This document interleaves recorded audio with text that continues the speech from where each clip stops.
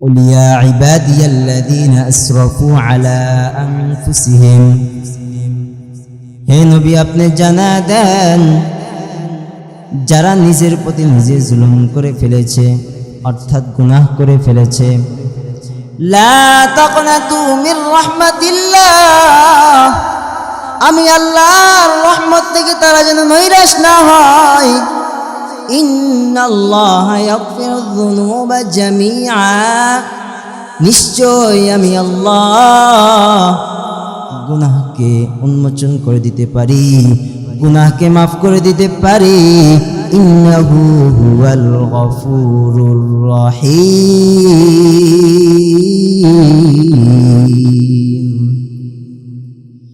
নিশ্চয় আমি আল্লাহ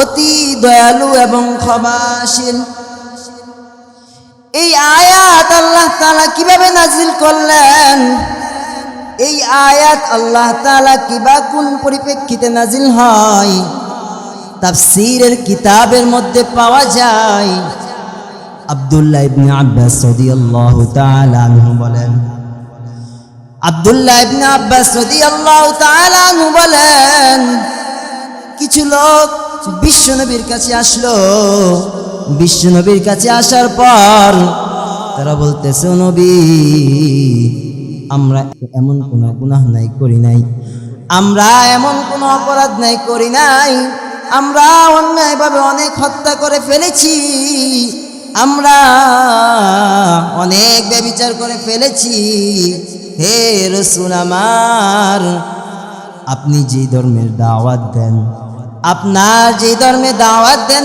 এই ধর্ম হলো উত্তম আপনার ধর্ম হলো শ্রেষ্ঠ কিন্তু চিন্তার বিষয় হলো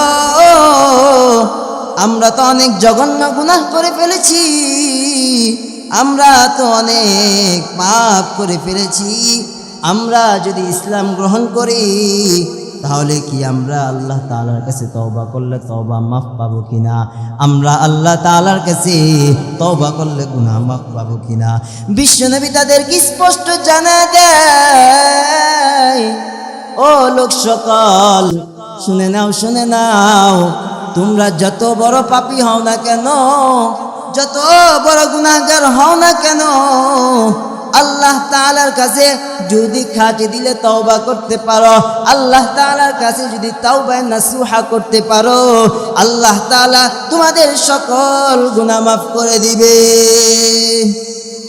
মওত তুফান আসবে যেদিন জীবনে ধন বলে পার পাবে না কখনে সময় থাকতে করো বান্দা প্রভুর কাজ সময় থাকতে করো বান্দা প্রভুর কাজ এক জবানে লাউরে বান্দা প্রভুর নাম লা ইলাহা ইল্লাল্লাহ জোরে লা ইলাহা ইল্লাল্লাহ লা ইলাহা ইল্লাল্লাহ লা ইলাহা ইল্লাল্লাহ লা ইলাহা ইল্লাল্লাহ লা ইলাহা ইল্লাল্লাহ লা ইলাহা ইল্লাল্লাহ মুহাম্মাদুর রাসূলুল্লাহ সুবহানাকা লা ইলমা লানা ইল্লা মা 'আল্লামতানা ইন্নাকা আনতাল আলিমুল হাকীম وسبحانك لا فهم لنا إلا ما فهمتنا إنك أنت الجواد الكريم الحمد لمن قدر خيرا وخبلا الحمد لمن قدر خيرا وخبالا والشكر لمن سول حسنا وجمالا والشكر لمن سول حسنا وجمالا لا ضد ولا ند ولا كف لمولاه لا ضد ولا ند ولا حد لمولاه الآن كما كان ولم يلق زوالا الآن كما كان ولم يلق زوالا لا شبه ولا مثل ولا كف لمولاه لا شبه ولا مثل ولا كف لمولاه لا غل ولا والد لا عم وخالا لا غل ولا والد لا عم وخالا الحمد لله আহকামুল হাকিমিন আল্লাহ রাব্বুল আলামিনের দরবারে শুকরিয়া আদায় করছি যে আল্লাহ পাক রব্বুল আলামিন আপনাকে আমাকে এমন এক দিনে উপস্থিত করেছেন যেই দিন সম্পর্কে আল্লাহর নবী জনাবে রাসূলুল্লাহ সাল্লাল্লাহু আলাইহি ওয়াসাল্লাম হাদিসের মধ্যে বলেন ইন্না হাযা ইয়াউমু ঈদিন জাআলাহুল্লাহু লিল-মুসলিমিন আল্লাহ তাআলা জুমার দিনকে মুসলিম উম্মাহের জন্য ঈদের দিন হিসেবে ঘোষণা করেছেন। শুধু তাই নয়, এমন একটি দিনে আমরা এখানে উপস্থিত হতে পেরেছি, এমন এক উত্তম জায়গা আল্লাহ তাআলা আমাদেরকে উপস্থিত করেছেন। সেই সম্পর্কে হাদিসে পাওয়া যায় আহাব্বুল বিলাদি ইলাল্লাহি মাসাজিদুহা, পৃথিবীর মধ্যে আল্লাহ তাআলার কাছে সবচাইতে উত্তম স্থান হলো মসজিদ। শুধু তাই নয়, এমন এক মজলিসে আল্লাহ তাআলা আমাদেরকে বসার তৌফিক এনায়েত করেছেন। এই সম্পর্কে হাদিসের মধ্যে পাওয়া যায় লা ইয়াকউদু কওমুন ইয়াযকুরুনাল্লাহা ইল্লা হাফাতুহুমুল মালায়েকা ওয়া গাশিয়াতুহুমুর রাহমা ওয়া নাযালাত আলাইহিমুস সাকিনাহ ওয়া যাকারাহুমুল্লাহু ফী মান ইনদাহু। যে বান্দা কোরআন এবং হাদিসের মজলিসে বসে আল্লাহ তাআলা ফেরেশতাদের মাধ্যমে ওই বান্দার উপরে রহমত এবং সাকিনা নাজিল করতে থাকেন, বলেন সুবহানাল্লাহ। তো এমন একটি দিনে আল্লাহ তাআলা উপস্থিত করেছেন, এমন এক উত্তম জায়গায়, এমন এক ফজিলতময় মজলিসে আল্লাহ তাআলা আমাদেরকে বসার তৌফিক দান করেছেন। এজন্য সকলে শুকরিয়া আদায় করি, বলি আলহামদুলিল্লাহ। আপনারা অবগত আছেন যে আপনাদের মসজিদের যিনি খতিব সাহেব ছিলেন তিনি উমরাতে গিয়েছেন। ওনার অনুপস্থিতিতে অতিথি খতিব হিসাবে আমাকে এনেছেন। তো হুজুরের এই উমরাকে আল্লাহ তাআলা কবুল এবং মঞ্জুর করুন, সকলে বলি আমিন। 2024 সাল আমাদের কাছ থেকে বিদায় নিয়েছে, একদিন আমরাও বিদায় নিব, ঠিক কিনা? আমাদেরকেও একদিন ঠিক বিদায় নিতে হবে, কিন্তু কি নিয়ে গেলাম, কি অর্জন করতে পারলাম, সেটা ভাববার বিষয়। 2025 সালে আজকেই প্রথম জুমা। তো আল্লাহ তাআলা আমাদের বিগত যে দিনগুলো, বছরগুলো আমাদের কাছ থেকে অতিবাহিত হয়ে গিয়েছে, আল্লাহ তাআলা আমাদের জিন্দেগির সমস্ত গুনাহ খাতা মাফ করে দিন, সকলে বলি আমিন। শুধু তাই নয়, এমন এক মাস, আরবি মাস, এমন এক মাস আমাদের সামনে উপস্থিত, যেই মাস আরবি 12 মাসের মধ্যে আল্লাহ তাআলার কাছে 4টি মাস হল অত্যন্ত ফজিলতময়, অত্যন্ত গুরুত্ব এবং আল্লাহ তাআলার কাছে সম্মানিত 4টি মাস। তার মধ্যে একটি মাস হলো রজব মাস। সেই রজব মাসে, রজব মাস কেমন এক মাস, এই মাস আল্লাহ তাআলার কাছে সম্মানিত হওয়ার কারণে আল্লাহ নবী বলে দিয়েছেন যে এই মাসে যুদ্ধ বিদ্রোহ করা হারাম। শুধু তাই নয়, এই মাসে যে কাজে লাগাবে অর্থাৎ নেক আমল করবে, ইবাদত বন্দেগী করবে, আল্লাহ তাআলা তাকে দুনিয়া এবং আখিরাতে সফলতার কামিয়াবি অর্জন করতে পারবেন। সুবহানাল্লাহ। এই বলেই ক্ষান্ত নন, এই মাস রজব মাসের 27 তারিখ, রজব মাসের 27 তারিখে আল্লাহ তাআলা আল্লাহ নবীকে এমন এক মুআজিজা দান করেছেন। সেই মুআজিজা হলো শবে মেরাজ এই মাসেই সংগঠিত হয়েছে।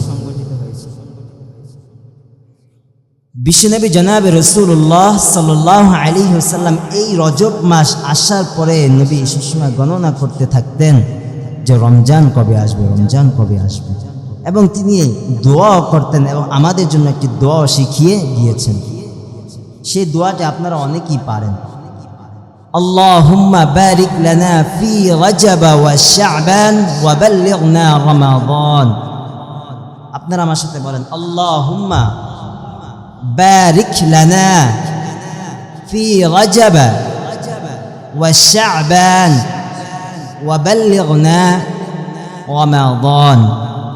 অর্থ হলো, হে আল্লাহ, আপনি আমাদেরকে রজব এবং শাবানে বরকত দান করুন এবং রমজান পর্যন্ত আমাদেরকে হায়াতে তাইয়্যিবা দান করুন। সকলে বলি আমিন।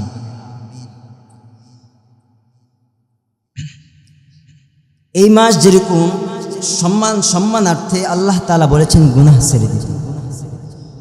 যেরকম ধরেন একটি সন্তান যখন তার সম্মানিত পিতাকে দেখে, পিতাকে দেখার কারণে যখন তার হাতে যদি সিগারেট থাকে, সম্মানার্থে পিতার সম্মানার্থে সিগারেটটি ফালায় দেয় কি দেয় না? ঠিক তদ্রূপভাবে একজন শিক্ষক, একজন মুরব্বী যদি সামনে আসে, যদি তিনি গুনাহে লিপ্ত থাকে, তাহলে সেই গুনাহ থেকে বিরত থাকে কি থাকে না? ঠিক তদ্রূপভাবে যেহেতু এই সম্মানিত মাস আমাদের মাঝে উপস্থিত হয়েছে, এজন্য আমাদেরকে এই সম্মানার্থে এই মাসে গুনাহকে ছেড়ে দিতে পারবো তো ইনশাআল্লাহ। প্রতিটা মানুষ গুনাহের সাথে জর্জরিত, এমন কোনো মানুষ নেই দুনিয়াতে যে গুনাহ নেই। একমাত্র আম্বিয়া আলাইহিস সালাতু ওয়াস সালাম তারা ছিলেন গুনাহ মুক্ত, তাদের কোনো গুনাহ ছিল না, তারা ইসমাতে আম্বিয়া, অর্থাৎ তাদের কোনো গুনাহ নেই। তারা নবুয়তের আগেও গুনাহ মুক্ত, নবুয়তের পরেও গুনাহ মুক্ত। সকল ইমামরা, সকল 4 মাযহাবের ইমামরা অন্য দিক দিয়ে মাসালার ক্ষেত্রে, ফতোয়ার ক্ষেত্রে ইখতিলাফ থাকলেও এই ক্ষেত্রে সবাই একমত ছিল যে নবীরা নিষ্পাপ ছিলেন। ইমাম আবু হানিফা রহমাতুল্লাহি আলাইহি, ইমাম শাফি রহমাতুল্লাহি আলাইহি, ইমাম হাম্বল রহমাতুল্লাহি আলাইহি, ইমাম মালিক রহমাতুল্লাহি আলাইহি, 4 মাযহাবের ইমামরা একমত পোষণ করেছেন যে নবীরা হলো নিষ্পাপ, নবীদের আগেও গুনাহ নেই, নবীদের পরেও গুনাহ নেই। আমরা আহলে সুন্নাত ওয়াল জামাতের আকীদা বিশ্বাসী, আমরা এই কথা বিশ্বাস করি নবীদের গুনাহ নাই, নবীরা গুনাহ করতে পারে না, নবীদের কোনো গুনাহ নেই। ঠিক কিনা জোরে বলেন? এই মর্মে আল্লাহ তাআলা সূরাতুজ জুমারের 53 নং আয়াতে আল্লাহ তাআলা বলেন, قل يا عبادي الذين أسرفوا على أنفسهم। হে নবী, আপনি জানা দেন যারা নিজের প্রতি নিজে জুলুম করে ফেলেছে, অর্থাৎ গুনাহ করে ফেলেছে, লা তাকনাতু মির রাহমাতিল্লাহ, আমি আল্লাহর রহমত থেকে তারা যেন নৈরাশ না হয়। ইন্নাল্লাহা ইয়াগফিরুয যুনুবা জামিআ, নিশ্চয় আমি আল্লাহ গুনাহকে উন্মোচন করে দিতে পারি, গুনাহকে মাফ করে দিতে পারি। ইন্নাহু হুয়াল গফুরুর রহিম,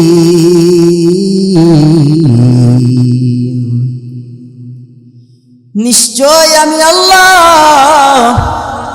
অতি দয়ালু এবং ক্ষমাশীল। এই আয়াত আল্লাহ তাআলা কিভাবে নাজিল করলেন? এই আয়াত আল্লাহ তাআলা কিবা কোন পরিপ্রেক্ষিতে নাজিল হয় তাফসীরের কিতাবের মধ্যে পাওয়া যায়। আব্দুল্লাহ ইবনে আব্বাস রাদিয়াল্লাহু তাআলা আনহু বলেন, আব্দুল্লাহ ইবনে আব্বাস রাদিয়াল্লাহু তাআলা আনহু বলেন, কিছু লোক বিশ্বনবীর কাছে আসলো। বিশ্বনবীর কাছে আসার পর তারা বলতেছে, নবী, আমরা এমন কোনো গুনাহ নাই করি নাই, আমরা এমন কোনো অপরাধ নাই করি নাই, আমরা অন্যায়ভাবে অনেক হত্যা করে ফেলেছি, আমরা অনেক ব্যভিচার করে ফেলেছি। হে রাসূল আমার, আপনি যে ধর্মের দাওয়াত দেন, আপনার যে ধর্মে দাওয়াত দেন এই ধর্ম হলো উত্তম, আপনার ধর্ম হলো শ্রেষ্ঠ। কিন্তু চিন্তার বিষয় হলো আমরা তো অনেক জঘন্য গুনাহ করে ফেলেছি, আমরা তো অনেক পাপ করে ফেলেছি। আমরা যদি ইসলাম গ্রহণ করি তাহলে কি আমরা আল্লাহ তাআলার কাছে তওবা করলে তওবা মাফ পাবো কিনা? আমরা আল্লাহ তাআলার কাছে তওবা করলে গুনাহ মাফ পাবো কিনা? বিশ্বনবী তাদেরকে স্পষ্ট জানা দেয়, ও লোক সকল, শুনে নাও, শুনে নাও, তোমরা যত বড় পাপী হও না কেন, যত বড় গুনাহগার হও না কেন, আল্লাহ তাআলার কাছে যদি খাঁটি দিলে তওবা করতে পারো, আল্লাহ তাআলার কাছে যদি তাওবা নাসুহা করতে পারো, আল্লাহ তাআলা তোমাদের সকল গুনাহ মাফ করে দিবে। বিশ্বনবী জনাবে রাসূলুল্লাহ সাল্লাল্লাহু আলাইহি ওয়াসাল্লাম হাদিসের মধ্যে জানায় দেন, আত-তাইবুনা মিনাদ যামবি কামান লা যামবা লাহ, যে ব্যক্তি তওবা করে, যে ব্যক্তি তওবা করে সে বান্দায়েরও তার কোনো গুনাহ নাই, সে কোনো সময় গুনাহ করে নাই। মুহাদ্দিসনে কেরাম এই হাদিসের ব্যাখ্যা করতে গিয়ে বলেন, কোন সন্তান যখন দুনিয়ার বুকে ভূমিষ্ঠ হয়, মায়ের গর্ভ থেকে যখন কোনো সন্তান ভূমিষ্ঠ হয়, ভূমিষ্ঠ হওয়ার পর ওই সন্তান যেরকমভাবে নিষ্পাপ, তার কোনো গুনাহ নাই, তার কোনো অপরাধ নাই, ঠিক তদ্রূপভাবে তওবাকারী বান্দা তওবা করার পরে ওই মাসুম বাচ্চার মতো নিষ্পাপ আল্লাহ তাআলা বানায়া দেয়। কাফের মুশরিক ব্যতীত, এ মুসলমান, কাফের মুশরিক ব্যতীত আল্লাহ তাআলা সকল উম্মতি মুহাম্মদীকে ক্ষমা করে দিবেন। একমাত্র কাফের মুশরিকদেরকে আল্লাহ তাআলা ক্ষমা করবেন না। ওই পর্যন্ত, মৃত্যুর আগ পর্যন্ত, মৃত্যুর আগে যদি সে ঈমান গ্রহণ করে আর যদি খাঁটি দিলে তওবা করে, তাহলে আল্লাহ তাআলা কাফের বেঈমানকেও মাফ করে দিবে। আর অন্যান্য সকল লোকদেরকে আল্লাহ তাআলা, উম্মতি মুহাম্মাদীরকে আল্লাহ তাআলা ক্ষমা করে দিবেন। আল্লাহ তাআলা তাদেরকে চিরস্থায়ীভাবে জাহান্নামে রাখবেন না, কারণ আল্লাহ তাআলা কোরআনেই বলে দেন, ইন্নাহু হুয়াল গফুরুর রহিম,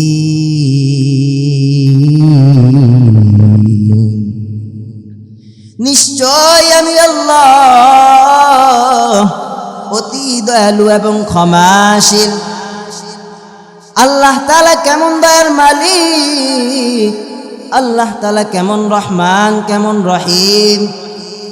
মুফাসসিরিনে কেরাম ব্যাখ্যা করতে গিয়ে বলেন, কোন বান্দা আল্লাহ তাআলা যখন, আল্লাহ তাআলার 100% ভালোবাসা আল্লাহ তাআলার কাছে আছে, 100% ভালোবাসার থেকে 1% ভালোবাসা শুধু দুনিয়ার মধ্যে দিয়েছে। শুধু 1% ভালোবাসা এই নারায়ণগঞ্জ বাইতুল মামুর জামে মসজিদে দিয়েছে, বিষয়টা এমন নয়। পুরো বাংলাদেশে দিয়েছে, বিষয়টা এমন নয়। এই 1% ভালোবাসা আল্লাহ তাআলা পুরো পৃথিবীতে দিয়েছেন। এই 1% ভালোবাসার কারণে বন্ধু বন্ধুর জন্য জীবন দিয়ে দেয়, ভাই তার বোনের জন্য জীবন দিয়ে দেয়, বোন তার ভাইয়ের জন্য জীবন দিয়ে দেয়, পিতা তার সন্তানের জন্য জীবন দিয়ে দেয়, সন্তান তার পিতার জন্য জীবন দিয়ে দেয়, মা তার ছেলের জন্য জীবন দিয়ে দেয়। মাত্র 1% ভালোবাসা দেওয়ার কারণ বাকি 99% ভালোবাসা আল্লাহ তাআলার কাছে। তা আল্লাহ তাআলা দয়া আর মায়া কত বড়! কিয়ামতের দিন আল্লাহ তাআলা বান্দাকে উসিলার মাধ্যমে ক্ষমা করবেন। কিসের মাধ্যমে? বান্দাকে উসিলার মাধ্যমে কিয়ামতের দিন আল্লাহ তাআলা ক্ষমা করবেন। অর্থাৎ যারা কবিরা গুনাহ করে ফেলেছে, তাদেরকে কবিরা গুনাহ করার পর ইমানদার ছিল, কিন্তু মৃত্যুর পূর্বে তারা গুনাহকে মাফ করাইতে পারে নাই, তারা আগেই মৃত্যুবরণ হয়ে গিয়েছে। আল্লাহ তাআলা এত দয়ার কারণে আল্লাহ তাআলা ওই বান্দাকে কেমনে উসিলার মাধ্যমে মাফ করবেন? এ মুসলমান ভাইরা আমার,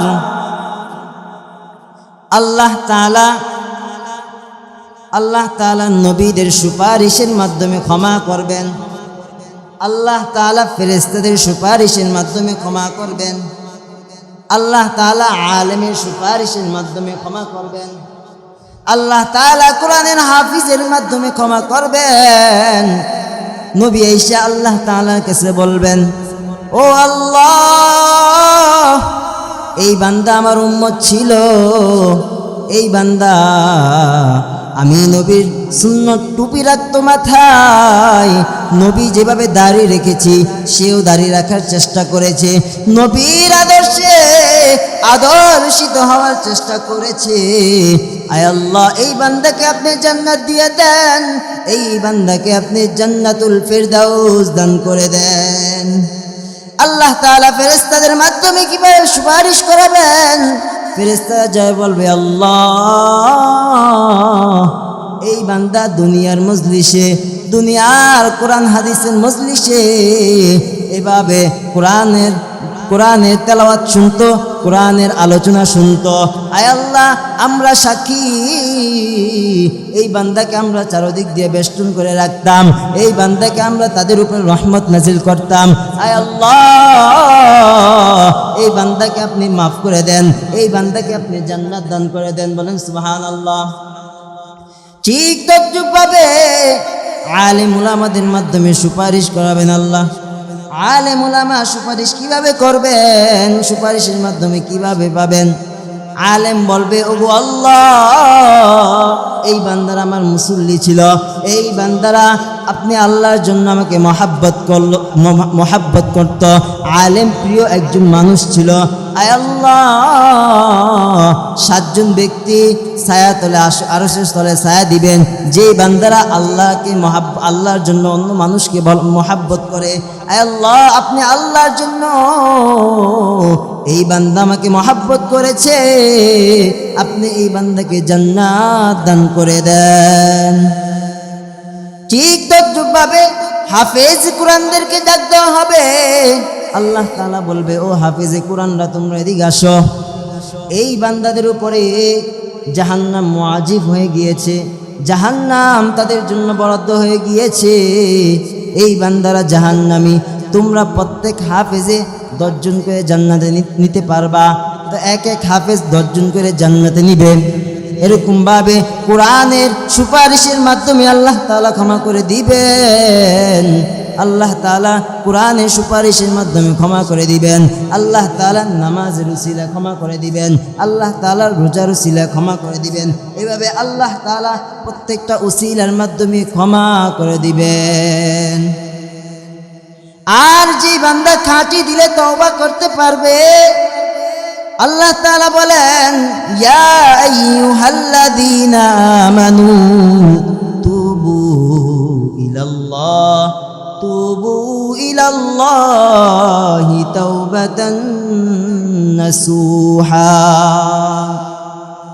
ইয়া আইয়ুহাল্লাযীনা আমানু, হে ঈমানদারগণ, তুবু ইলাল্লাহি তাওবাতান নাসুহা, তুমি আমি আল্লাহর কাছে খাঁটি তওবা করো, আর আপনি আমি যদি খাঁটি তওবা করতে পারি, আল্লাহ তাআলা আপনাকে আমাকে মৃত্যুর পর জান্নাত দান করে দিবেন। এজন্য জানতে হবে খাঁটি তওবা কি, তওবা কাকে বলে জানা দরকার আছে না নাই? তওবা বলা হয় আল্লাহর কাছে ফিরে আসা। আল্লাহর কাছে কি করা? ফিরে আসা। আল্লাহর অবাধ্যতা থেকে আল্লাহর আনুগত্যের দিকে কি করা? ফিরে আসা। যখন কোনো বান্দা গুনাহের মধ্যে লিপ্ত থাকে আর আল্লাহর প্রতি উদাসীন হয়ে যায়, আল্লাহ তাআলার রহমত থেকে দূরে সরে যায়, বান্দা নিরাশ হয়ে যাওয়ার চেষ্টা করে। আল্লাহ তাআলা কোরআনে এই মর্মে আল্লাহ তাআলা বলেন, সূরা জুমারের 53 নং আয়াতের কিছু অংশের মধ্যে বলেন, লা তাকনাতু মির রাহমাতিল্লাহ, আমি আল্লাহর রহমত থেকে নৈরাশ হইও না, আমি আল্লাহর দয়া থেকে নৈরাশ হইও না। আমি আল্লাহ গুনাহকে ক্ষমা করে দিতে পারি। আমি আল্লাহ পৃথিবীর মধ্যে সবচাইতে গুনাহগার বান্দাকেও ক্ষমা করে দিয়েছি। পৃথিবীর মধ্যে সবচাইতে গুনাহগার বান্দাকে জানা দরকার আছে না নাই? পৃথিবীর মধ্যে সবচাইতে গুনাহগার বান্দা জানতে চাইলে আমাদেরকে চলে যেতে হবে মুসা আলাইহিস সালাতু ওয়াস সালামের জামানায়। মুসা আলাইহিস সালাতু ওয়াস সালাম ছিলেন কালিমুল্লাহ। কি ছিলেন? কালিমুল্লাহ কাকে বলে? কালিমুল্লাহ বলা হয় যে বান্দা, যে নবী আল্লাহর সাথে কি করতে পারতেন? কথা বলতে পারতেন। মুসা নবীর একটা মুআজিজা ছিল, আল্লাহর সাথে কথা বলতে পারতো, ঠিক কিনা? মুসা আলাইহিস সালাতু ওয়াস সালাম আল্লাহ তাআলার সাথে কথা বলতেছেন। হঠাৎ করে মুসা নবী আল্লাহ তাআলাকে জিজ্ঞেস করলেন, ওগো আল্লাহ, আমার উম্মতের মধ্যে সবচাইতে গুনাহগার বান্দাকে, আমার উম্মতের মধ্যে সবচাইতে পাপী বান্দাকে গো আল্লাহ? মুসা নবী জানতে চায় আল্লাহ তাআলার কাছে। আল্লাহ তাআলা বলে, ও মুসা, কেন পাপী বান্দা দেখতে চাও? মুসা নবী আল্লাহকে বলে, ওগো আল্লাহ, ওই পাপী বান্দাকে দেখে আমি পাপী বান্দাকে জিজ্ঞেস করব, ও পাপী বান্দা, তুমি এমন কি অপরাধ করো যেই অপরাধের কারণে পুরো পৃথিবীর মধ্যে সবচাইতে গুনাহগার বান্দা, পুরো পৃথিবীর মধ্যে সবচাইতে পাপী বান্দা তুমি এমন কি গুনাহ করো? আল্লাহ তাআলাকে বলে, ও আল্লাহ, তাকে জিজ্ঞেস করব এবং আমি মুসা ওই গুনাহ থেকে বিরত থাকব, আমার উম্মতকেও ওই গুনাহ থেকে বিরত রাখার চেষ্টা করব। মুসা নবীর যখন এই কৌতূহল, আল্লাহ তাআলা বলেন, ও মুসা, তোমাকে আমি পাপী বান্দা দেখাবো, কিন্তু শর্ত আছে। মুসা নবী আল্লাহ তাআলাকে জানা দেন, ওগো আল্লাহ, সব শর্ত মানতে রাজি, তারপরও আপনি আমাকে পাপী বান্দা দেখান। মুসা নবী যখন বলল আপনি পাপী বান্দা দেখান, আল্লাহ তাআলা বলেন, শর্ত হলো তুমি পাপী বান্দাকে দেখতে পারবা, কিন্তু কিছু তাকে জিজ্ঞাসা করতে পারবা না। আল্লাহ তাআলাকে মুসা নবী জানায়া দেন, ওগো আল্লাহ, আপনার সব শর্ত মানতে রাজি, আপনি আমাকে পাপী বান্দা দেখান। আল্লাহ তাআলা বলেন, অমুক দিন সকালবেলা তুমি ওই রাস্তায় যায় বৈশা যাইবা, যেই লোকটা এই রাস্তা দিয়ে সর্বপ্রথম অতিক্রম করবে, যেই লোকটা এই রাস্তা দিয়ে একটা সন্তান কোলে নিয়ে এই রাস্তা দিয়ে অতিক্রম করবে, এই লোকটাই দেখে নিবা সবচাইতে পাপী বান্দা। মুসা আলাইহিস সালাতু ওয়াস সালাম আল্লাহর নির্দেশ পাওয়ার পর ওই আল্লাহর দেখানো রাস্তায় যে কি করে? বৈশা যায়। মুসা আলাইহিস সালাতু ওয়াস সালাম আল্লাহর নির্দেশ পাওয়ার পর ওই আল্লাহর দেখানো রাস্তার মধ্যে যায় বৈশা যায়। যাইয়া বসে যাওয়ার পর সকালবেলা যখন বসছে, সর্বপ্রথম যেই বান্দাকে অতিক্রম করলো মুসা নবী দেখে চিনে ফেললো এই বান্দাই হলো সবচাইতে পাপী বান্দা, এই বান্দাই হলো সবচাইতে গুনাহগার বান্দা। কিন্তু মুসা নবী জিজ্ঞাসা করতে মনে চায়, কিন্তু জিজ্ঞাসা করতে পারে না। কেন পারে না? আল্লাহর নির্দেশ। কার নির্দেশ? আল্লাহর নির্দেশ। পাপী বান্দা দেখতে পারবা কিন্তু কিছু জিজ্ঞেস করতে পারবে না।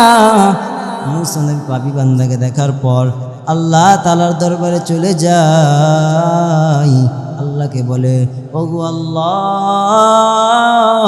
আমার উম্মতের মধ্যে সবচাইতে পাপী বান্দা দেখাইলা, এখন আমার মনে কৌতূহল জাগছে, আমার উম্মতের মধ্যে সবচাইতে নেককার বান্দাকে তুমি আমাকে দেখাও। মুসা নবী আল্লাহকে যখন এই প্রশ্ন করলো, ওগো আল্লাহ, আমার উম্মতের মধ্যে সবচাইতে নেককার বান্দাকে আপনি দেখান। প্রথম আশাটা আপনি যেভাবে পূরণ করেছেন, দ্বিতীয় আশাটা আমার পূরণ করেন। আমার মুসা যদি দেখতে পারি, আমার কলিজা বড় ঠান্ডা হয়ে যাবে। মুসা আলাইহিস সালাতু ওয়াস সালাম আল্লাহ জানায় দেন, অমুক রাস্তায় যাইয়া বৈশা যাইবা, যেই বান্দাটা সন্ধ্যার সময় সবার লাস্টে অতিক্রম করবে, সেই বান্দাই হলো সবচাইতে নেককার বান্দা। মুসা নবী আল্লাহর নির্দেশ পাওয়ার পর ওই জায়গায় যায় বসে, সন্ধ্যার সময় কি করে? ওই জায়গায় যায়, স্থানে যায় বসে পড়ে। যখন ওই জায়গায় বসলো, ওই জায়গায় বসার পর যেই বান্দাটা সকালবেলা সবচেয়ে পাপী বান্দা ছিল, ওই বান্দাটা আবার সন্ধ্যার সময় রাস্তা দিয়ে ফিরতেছে। বলেন সুবহানাল্লাহ। মুসা আলাইহিস সালাতু ওয়াস সালাম নেককার বান্দা দেখার জন্য যখন ওই রাস্তায় যায় বৈশা যায়, যেই বান্দাটা এই রাস্তা দিয়ে সকালবেলা অতিক্রম করলো, সবচাইতে পাপী বান্দা, সেই বান্দায় আবার বিকালে কিভাবে নেককার হয়ে যায়, সকালের পাপী কিভাবে বিকালে নেককার হয়, এটা তো বুঝলাম না। আল্লাহ তাআলা বলতেছে, আল্লাহ তাআলাকে মুসা নবী বলতেছেন, ওগো আল্লাহ, তোমার হিকমত বুঝা বড় দায়, তোমার হিকমত তো বুঝলাম না। তুমি আমাকে মুসা, তুমি আল্লাহ আমাকে যদি এই হিকমত না ভাঙো, তাহলে আমি মুসা তোর পাহাড় ছাড়ব না। মুসা নবী তো রাগী ছিলেন কি ছিলেন না? তো মুসা নবী সকালে যে পাপী ছিলে, বিকাল ওই বান্দে বা নেককার কিভাবে হয় এটা আমার জানতেই হবে। আল্লাহ তাআলাকে সাবার করলেন। আল্লাহ তাআলার কাছে যাওয়ার পর আল্লাহকে যখন প্রশ্ন, আল্লাহ, সকালে যে বান্দা পাপী ছিল বিকালে নেককার হইল, তো আপনি আমাকে জানান কিভাবে সে নেককার হইল। আল্লাহ তাআলা ওই বান্দাকে জানা দেন, মুসা আলাইহিস সালাতু ওয়াস সালামকে জানা দেন, যেই বান্দাটা সকালবেলা এই রাস্তা দিয়ে অতিক্রম করতেছিল তার সন্তান নিয়ে, সন্তান তার পিতাকে প্রশ্ন করলো, এই রাস্তা দিয়ে যতক্ষণ অতিক্রম করতেছে, সামনে এক জঙ্গলের মধ্যে গেল। জঙ্গলের সামনে যাওয়ার পর সন্তান তার পিতাকে বলতেছেন, ও বাবা আমার, এই জঙ্গলের থেকে বড় কি আছে? অনেক সময় আপনাদের সন্তানরা জিজ্ঞেস করে কি করে না, বাবা এটা কি ওটা কি, জিজ্ঞেস করে কি করে না? ওই সন্তানও জিজ্ঞেস করতেছে, বাবা এই জঙ্গলের থেকে বড় কি আছে? বাবা উত্তর দেয়, এই জঙ্গলের থেকে ওই যে দেখা যায় পাহাড়টা হলো সবচাইতে বড়, এই জঙ্গলের থেকে বড়। সন্তান আবার জিজ্ঞেস করে, এই পাহাড় থেকে বাবা আর কি বড় আছে? বাবা এবার উত্তর দেয়, এই পাহাড় থেকে বড় হলো আসমান। সন্তান আবার জিজ্ঞেস করো, বাবা এই পাহাড় থেকে, এই আসমান থেকে বড় কি আছে? তখন পিতা উত্তর দেয়, ও সন্তান আমার, এই আসমান থেকে বড় হলো আমার গুনাহ। যখন গুনার কথা স্বীকার করলো, যখন গুনার উপর অনুতপ্ত হলো, আল্লাহ তাআলার দরবারে জোশ লেগে গেছে। যখন আবার সন্তান জিজ্ঞেস করলো, ও বাবা এই তোমার গুনাহ থেকে বড় কি আছে? বাবা এবার চিৎকার দিয়ে কেঁদে দেয়। বাবা কেঁদে কেঁদে বলে, ও সন্তান আমার গুনাহ থেকে বড় হলো আমার আল্লাহর রহমত। আল্লাহ আল্লাহ কিয়া মুবারক নাম হায়, আল্লাহ আল্লাহ আশিকু কা কাম হায়, আল্লাহ আল্লাহ তু মেরা মাবুদ হায়, আল্লাহ আল্লাহ তু মেরা মাশুক হায়। যখন ওই বান্দা সন্তানের প্রশ্নের মুখে পড়ে যখন নিজের গুনাহকে বড় করে দেখেছে, আমি আল্লাহ তাআলার কুদরতি অন্তরের মধ্যে জোশ লেগে গেছে। যখন সন্তানের প্রশ্নের মুখে পড়ে বাবা নিজের গুনাহ থেকে আমি আল্লাহর রহমতকে যখন বড় করে দেখেছে, আমি আল্লাহ তাকে আর মাফ না করে পারলাম না। সকালের গুনাহগার ব্যক্তিকে, সকালের পাপীকে আমি বিকালে মাফ করে দিলাম। সুবহানাল্লাহ। ওই আল্লাহ আছে না নাই? আপনাকে আমাকে মাফ করতে পারেন কি পারেন না? বিশ্বাস আছে আপনাকে আমাকে মাফ করতে পারেন কি পারেন না? তো এখন আমরা নিয়ত করি যে আমরা আল্লাহ তাআলার কাছে তওবা করবো তো ইনশাআল্লাহ। নৈরাশ হওয়া যাবে, নিরাশ হওয়ার কোনো প্রশ্নই আসে না। আল্লাহর দরবার সবসময় খোলা। যখনই আল্লাহর কাছে হাত পাতবেন আল্লাহ আপনার দোয়া কবুল করবেন। এজন্য তওবার অভ্যাস আমাদেরকে গড়তে হবে। বিশ্বনবী তওবা প্রতিদিন 70 বার, কমপক্ষে 100 বার তওবা করতেন। আর বিশ্বনবী তো কোনো গুনাহই ছিল না, তারপরও 100 বার তওবা করতেন, ইস্তেগফার পাঠ করতেন। আপনার আমাদের গুনাহ কম নেই।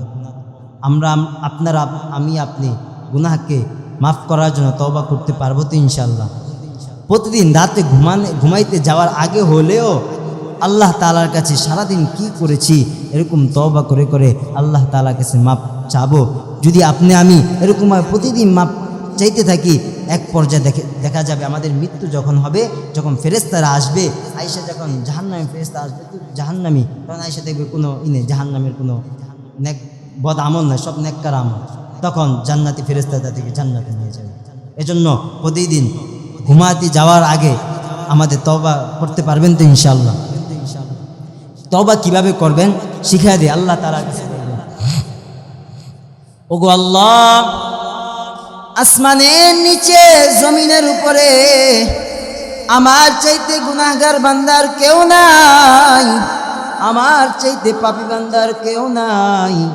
আমি স্বীকার করলাম আমি অনেক গুনাহগার, আমার অনেক গুনাহ হয়ে গেছে। আয় আল্লাহ, আমার কবিরা সগীরা জানা অজানা ইচ্ছা অনিচ্ছায় শয়তানের ধোঁকায় পড়ে, নফসের ধোঁকায় পড়ে শিরকি বিদআতি অনেক গুনাহ করে ফেলেছি। আয় আল্লাহ, আপনি আমাকে মাফ করে দেন। এরকম যদি আমি তওবা করতে পারি, ওই দয়ার আল্লাহ আপনাকে আমাকে মাফ করতে পারেন কি পারেন না? আল্লাহর কাছে তওবা করা দরকার আছে না নাই? আজকে আমরা এখানে নিয়ত করবো তো ইনশাআল্লাহ তওবা করব। 2025 সাল আমাদের মাঝে উপস্থিত হয়েছে। আমরা এই বছরটাকে নেক আমলের মাধ্যমে কাটাবার চেষ্টা করবো তো ইনশাআল্লাহ। 2 হাত তুলে আল্লাহকে দেখাই, আয় আল্লাহ আমাদের হাতগুলোকে কবুল করে নেন। আয় আল্লাহ আমাদের হাতগুলো আমরা একসাথে জান্নাতে বসবাস করতে পারি, সেই তৌফিক আপনি দান করে দেন। সকলে বলি আমিন।